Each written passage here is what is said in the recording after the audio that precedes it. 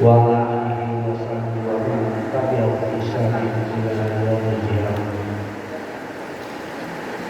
Rabbi shrah li sadri wa yassir li amri wa hlul min lisani yafqahu qawli. Yang saya hormati dan saya banggakan Pak Haji Purnamansa MPD selaku Ketua Pengurus PGRI Kota Pontianak dan sekaligus Ketua Majelis Selawat PGRI Kalimantan Barat. Yang saya hormati dan mudah-mudahan dimanapun diberkahi Allah Subhanahu wa Ta'ala, Ananda Dr. Rahmatullah M.Siti. Beliau adalah dosen IAIN Pontianak. Kenapa saya menyebut Dr. Rahmatullah? Karena pada dekade tahun 80-an ketika saya diminta oleh almarhum Syekh Abdul Rahim Mahmud untuk membantu mengajari madrasah diniyah di Dangunari, Ananda Rahmatullah waktu itu ikut belajar. Jadi Dr. Rahmatullah adalah cucu dari almarhum Syekh Abdul Rahim Mahmud, penyusun selawat ini. Syukur alhamdulillah bahwa pada hari ini Allah memberikan hidayah kepada kita dalam keadaan sehat walafiat, sehingga kita bisa kumpul di tempat ini dalam acara Mintek Selawat 40. Bapak Ibu yang saya hormati, saya selaku Ketua Majelis Ulama Provinsi Kalimantan Barat menyambut baik kegiatan yang dilaksanakan oleh Majelis Selawat PGRI untuk pertama kali adalah PGRI Kota Pontianak. Ini sesuatu hal-hal yang sangat penting dan sangat fundamental dalam kehidupan kita. Karena sejatinya bahwa selawat adalah satu amalan lisan yang sangat penting dan sangat mulia, bahkan sangat dipuji oleh Rasulullah SAW. Dan ini adalah sesungguhnya adalah perintah Allah dalam Al-Quran. Kita selalu membaca Innallaha wa malaikatahu yusholluna 'alan nabi. Sesungguhnya Allah dan para malaikatnya selalu berselawat kepada Nabi, yaitu Rasulullah SAW.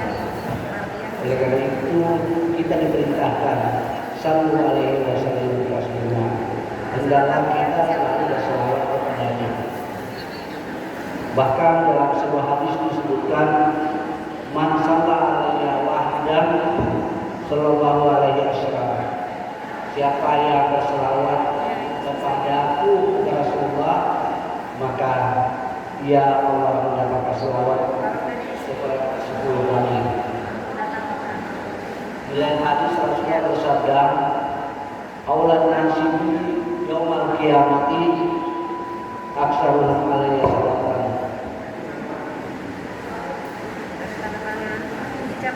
Manusia yang paling dekat denganku pada yaumul qiyamah, pada hari kiamat, ialah manusia atau umatku yang banyak membaca selawat kepadaku. Inilah pentingnya kita budayakan kembali pembacaan selawat, karena di era sekarang ini Ya nyaris memang selawat agak cenderung diabaikan karena anak-anak kita, remaja muda kita itu lebih fokus pada lihat HP. Selawatnya nyaris ditinggalkan. Itulah makanya saya memberikan apresiasi kepada Ketua Majelis Selawat ini atas upaya dalam rangka kita kembali kepada selawat.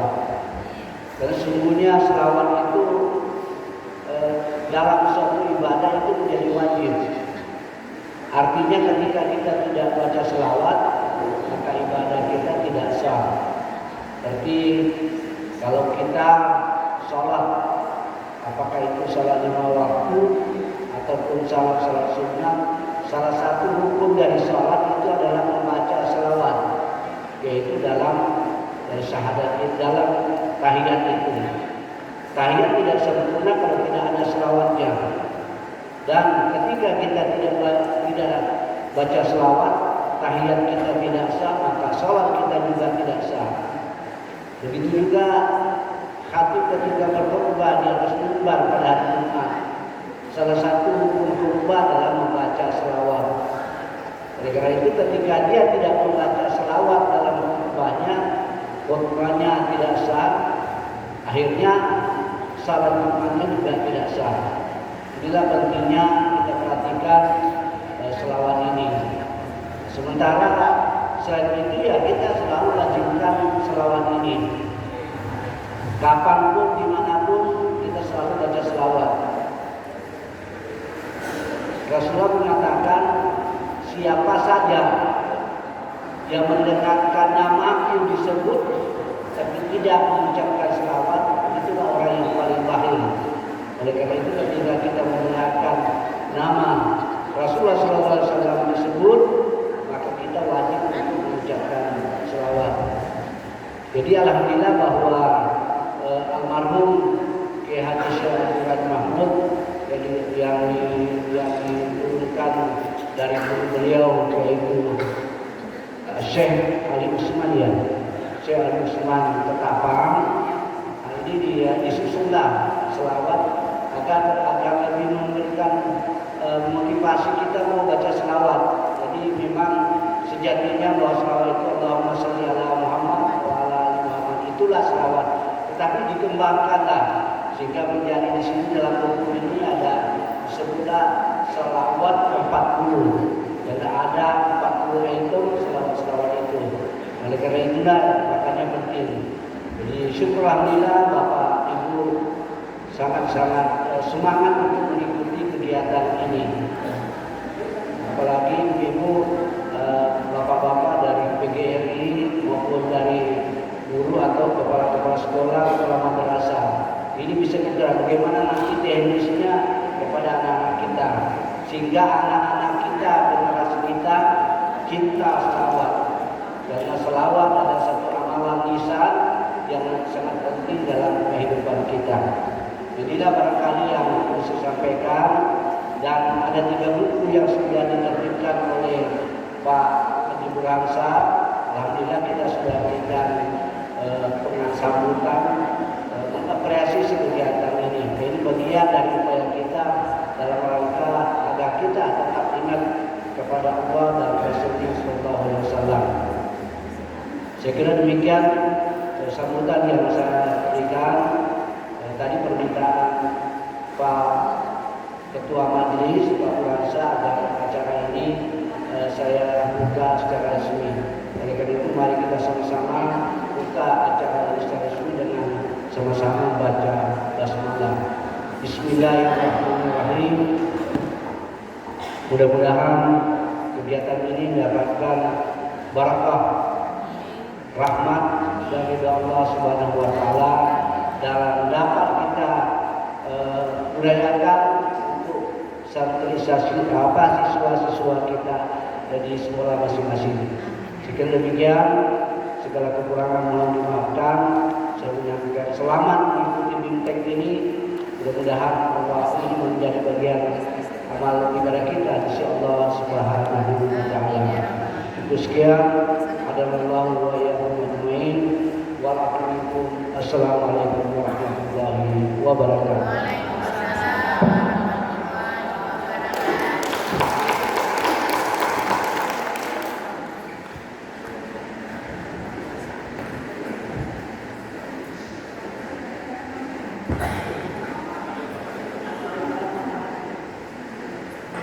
Terima kasih kami ucapkan kepada Bapak Ketua Majelis Ulama Indonesia Kalimantan Barat. Baiklah Bapak Ibu sekalian, kita masuki acara selanjutnya, yaitu paparan geografi Kiai Haji Abdul Ghani Mahmud Al-Yamani yang dalam hal ini akan disampaikan oleh Bapak Dr. Rahmatullah. Kepada Bapak disilakan.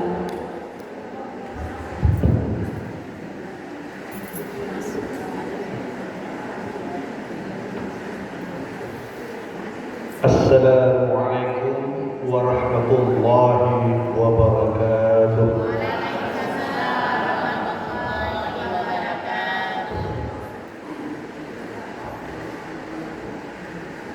Bapak Ibu yang saya muliakan, ya Pak Dr. Anas Haji Basri. Saya ingin dulu beliau ini ada Haji apa?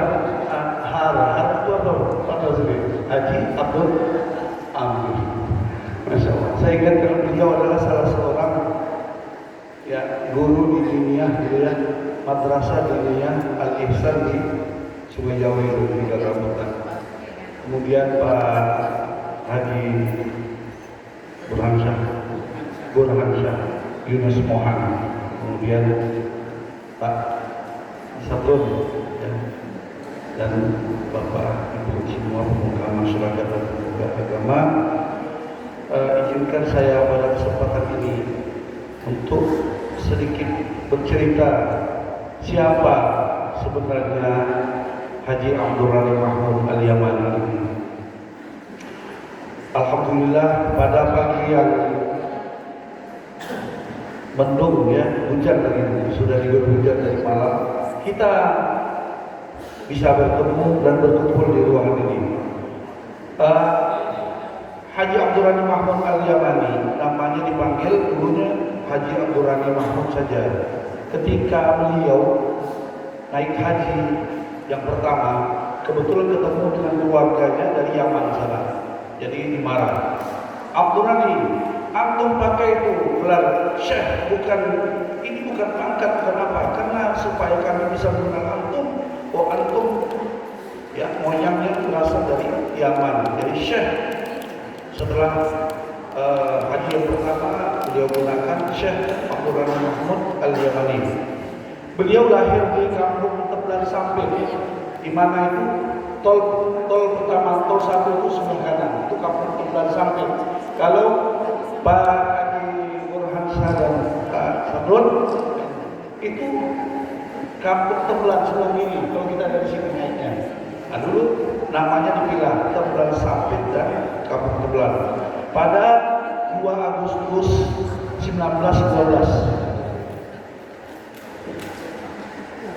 keturunan beliau berasal dari nama lengkap beliau Syekh Haji Abdul Ghani Mahmud Al-Yamani ya, bin Muhammad Arsyad bin Abdurrahman bin Khidir bin Yusuf bin Abdullah bin Syekh Ahmad Al-Hatimi Al-Yamani. Rupanya moyangnya yang generasi ketiga setelah beliau baru memang berasal dari Yaman.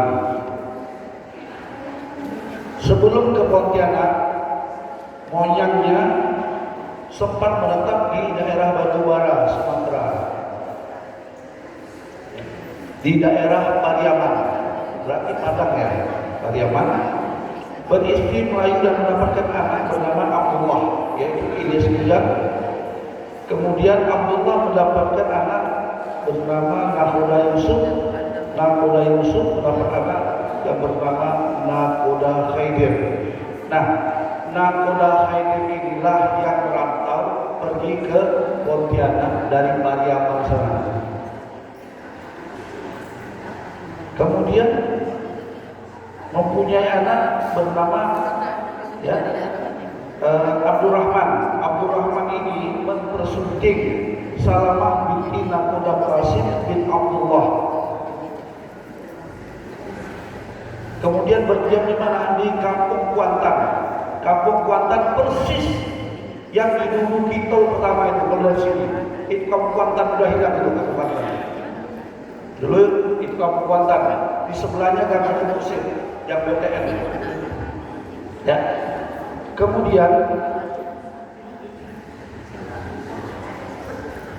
Syekh Abdurrahman mendapat anak bernama Arsyad. Kemudian beliau memiliki saudara, kebetulan sudah almarhumah semua perempuan. Beliau Syekh Abdurrahman Mahmud hanya anak laki satu-satunya. Nah, untuk masa pendidikannya sampailah sekarang kita kenal beliau. Nah, untuk dikenal sebagai tokoh masyarakat, sebenarnya beliau juga salah seorang pendiri Masyumi yang pertama tahun 1947-an ya, untuk di Kalimantan Barat. Kemudian beliau dikenal memiliki karya yang salah satu di antaranya adalah kitab Zubdatul Da'wat bi Afdalis Shalawat. Seutama-utama doa permohonan itu yaitu adalah salawat. Ada lagi yang lain sebenarnya. Mungkin Bapak Ibu pernah mendengar jadwal sholat sepanjang masa. Nah, itu karya beliau juga. Salah satu karya beliau yang sudah dipatenkan. Ya, selain salawat ada juga jadwal sholat sepanjang masa. Yang pada saat ini, mohon maaf Bapak Ibu, ya saya juga merasa saya juga guru, tapi guru mahasiswa. Dulu teman-teman saya dari PGA langsung ajar agama, saya tidak siap ilmunya tadi langsung kuliah. Jadi beliau ini belajar kitab-kitab Arab dari tuan guru yang berada di Tembelat sampai Kampung Kuantan dan Kamboja. Itu tempat ulama-ulama kita di Pontianak. Dulu disitulah pusat kerajaan. Ulama-ulama kita ada yang bernama Ismail Jabal, bermukim di Mekah, belajar fikih selama 50 tahun. Ya. Memang di Kalimantan Barat tidak kita temukan pada masa itu adalah pesantren, tidak ada. Pesantren itu Jawa. Kalau di Pontianak namanya surau. Jadi tuan guru punya surau, di surau itulah dia mengajarkan ilmu agama. Ada lagi guru beliau yang sangat terkenal dalam bidang tasawuf yang pernah berguru dengan Ahmad Khatib Minangkabau, dari yang terkenal, yang ulama terkenal dari Minangkabau sana. Kemudian berguru juga beliau dengan Umar Sumbawa, ahli tasawuf. Nah, sampai beliau dikenal selain ahli fikih, beliau juga ahli tasawuf dan menjadi wakil talqin ya tarekat Qadiriyah wa Naqsyabandiyah pada tahun 1975 yang dibaiat oleh Abah Anom. Ya. Oke. Jadi Bapak Ibu, ada lagi yang mungkin belum dikenal orang. Ternyata Syekh Abdurrahman Mahmud Al-Yamani adalah pelopor pendiri lembaga-lembaga pendidikan Islam di Pontianak, Kalimantan Barat bersama temannya yaitu Haji Habib Syarbaini. Beliau berdua inilah berusaha untuk mengembangkan pendidikan agama, lembaga pendidikan agama. Buktinya mana? Kita bisa buktikan. SMIP, Sekolah Menengah Islam Pertama Bawari. Itu beliau mendirikan bersama Habib Syarbaini. Setelah itu, karena tidak ada di Kalimantan Barat sekolah agama lanjutannya, maka didirikan juga SEMIA, Sekolah Menengah Atas Islam Atas. Setelah SMIA, akhirnya Semia berubah menjadi Man 1. Man 1 di Jalan Apel. Itu awal mulanya Semia dan bertempat menumpang di Yayasan Bawari Jalan Merdeka Barat. Nah, itu asal muasal tahun 36 berdiri ya, yang disebutkan Pak Haji ya, Basri tadi ya, Kiai Haji Basri tadi, ada nama-nama guru beliau itu ya, Haji Ali Usman Al-Kasabani, orang Ketapang. Umurnya lebih muda dari Syekh Nurani, tapi beliau adalah guru. Akan tetapi dari ilmu lain, ya Ustaz Ali Usman ini berguru juga dengan Syekh Nurani. Anda tahu lah udah dulu itu. Pokoknya yang mana muda, yang mana ada punya ilmu, guru-guru ada. Bukan ya, barteran ilmunya. Jadi kita mungkin ada manfaatnya mungkin pada kesempatan saya bahwa pendidikan agama di Kalimantan Barat, beliau berdua ini mendapat tantangan. Wah, ngapain mendirikan sekolah agama? Tidak ada yang akan mau sekolah. Berdiri juga PGA, pendidikan guru agama. Itu beliau berdua juga mempropori. Sampai berdirinya IAIN tahun 65. Ya. IAIN Pontianak dulu. Sampai sekarang ya berubah fungsi dengan berbagai macam ya pejabat. Beliau adalah salah seorang pegawai pegawai apa? Pegawai di dulu namanya urusan agama, kantor urusan agama. Ya dulu. Karena ditanya oleh pimpinannya, Abdurrani, antum mau ngajar atau menjadi pegawai? Akhirnya beliau melepaskan ya pegawai negerinya. Susah kan sekarang, susah Bapak Ibu ya, mau jadi pegawai, dia lepaskan dia lebih memilih sama memilih rumah, dia ngajar saja.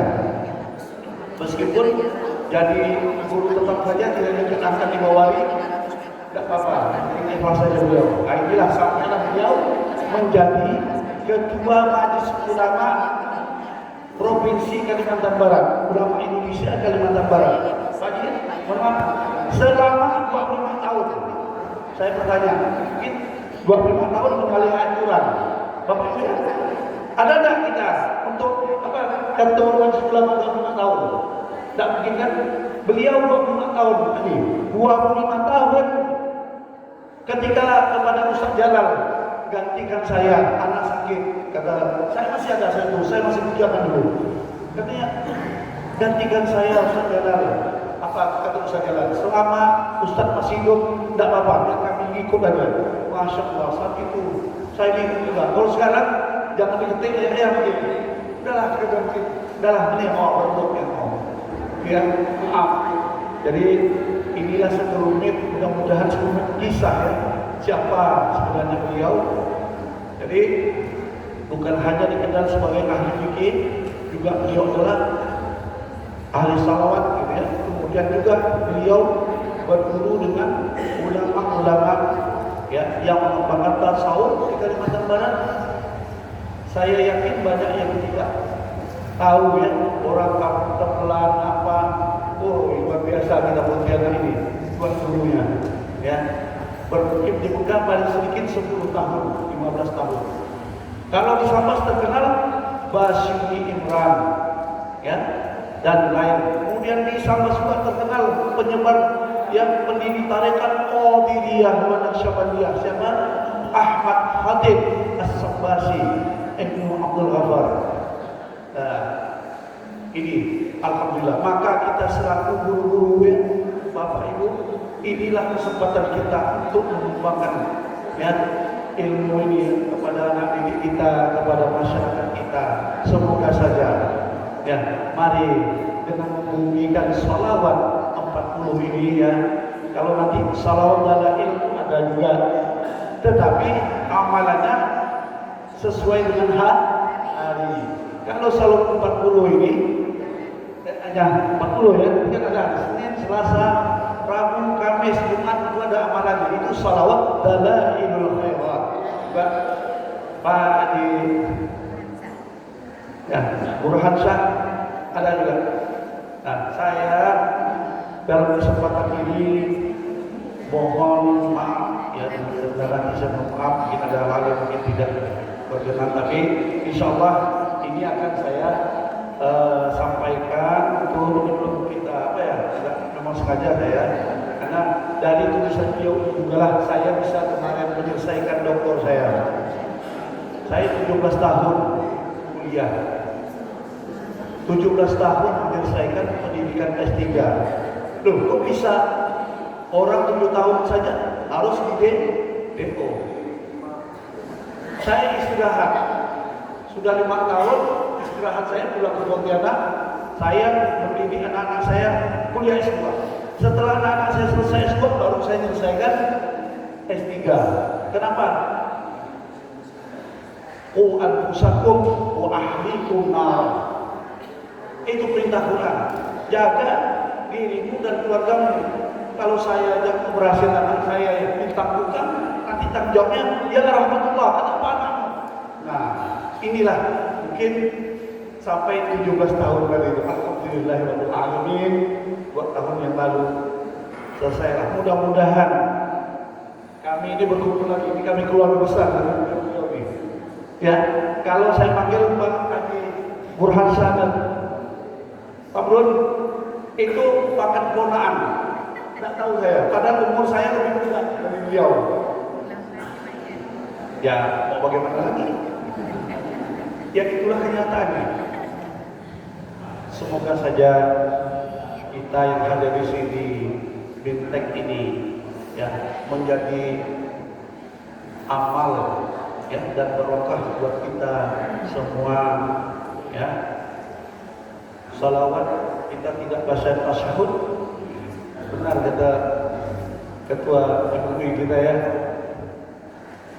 tidak ada salawat tidak sah, harus membaca salawat. Nah, mudah-mudahan dengan amal ini bisa sedikit apa ya, melembutkan hati kita yang selama ini mungkin udah musim panas, ini udah hujan ya, sejuk saja tapi belum lembut. Tapi mudah-mudahan ini bisa menjadi ya amal yang kita bersama lah. Amin ya rabbal alamin. Ya, lebih kurang saya mohon maaf. Saya akhiri, wabillahi taufiq wal hidayah. Assalamualaikum warahmatullahi wabarakatuh.